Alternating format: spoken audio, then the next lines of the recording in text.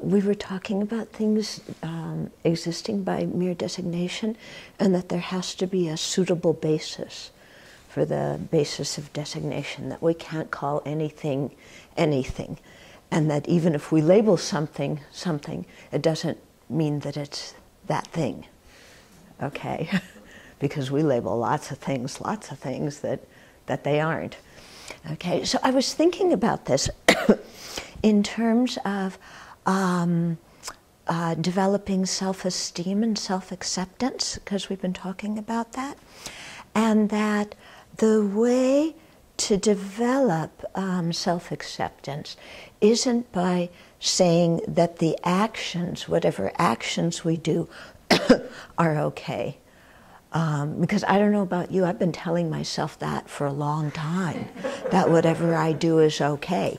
And what it's led to is actually a lot of stuffed emotions and a lot of denial of really looking at what I've done, because I just tell myself it's all okay in an attempt to feel good about myself. But that hasn't worked very well. It hasn't gotten me where I want to go.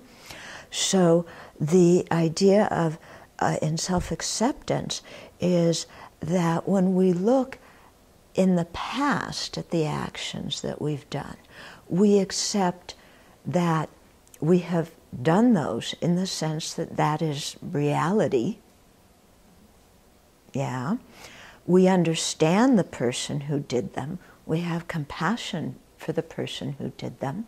And yet realizing that some of those actions are the basis of designation for the term destructive karma, we know, and why are they the basis of that term, the term destructive karma? Because they bring about suffering. Therefore, we know that we have to purify them, and we go about doing that, okay? And so the way to, I think, really gain self-acceptance is to differentiate the person and the action. Okay, so that we can say that an action is destructive or constructive or neutral or whatever it is, okay? But that doesn't mean the person is good or bad, okay? So to really separate those out so that we can accurately, give an accurate label to the different actions we do, and then know which ones to rejoice at and which ones to purify, okay? But in the process of doing that, without judging ourselves, okay?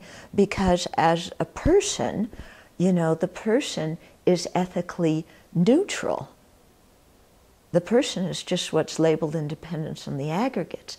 It's the actions that are constructive or destructive. Okay? So I think in that way of regarding ourselves, we're just the agent, so we don't judge ourselves. And similarly, we don't judge other people based on the actions that they did. And that way we don't have to kind of try and make everything okay when it's not actually okay, because that doesn't get us where we want to go in terms of the development of our mind. Okay? But I think this self-acceptance really comes through having a sense of compassion for ourselves, which is built upon separating the action and the person. Yeah?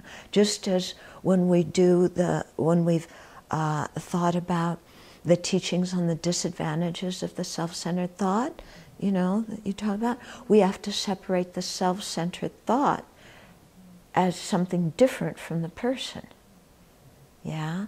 So in all these things we have to get very clear. Otherwise, we label person on the wrong thing and then get rather confused. Mm-hmm. Okay? Yeah? I wanted to comment. I think the verses in Shantideva are really helpful in that regard when he talks about the arisal of anger. Mm-hmm. Because you can see it in your own experience. You aren't so much necessarily, it arises from conditions. It doesn't feel exactly completely like there's a person there who's woken up, I'm going to go get angry today. Yeah. And so I think it's really helpful experientially to help to make the separation. Yeah. Yeah, exactly. That we say, I got angry. And sometimes we may even think, oh, I made the decision to get angry.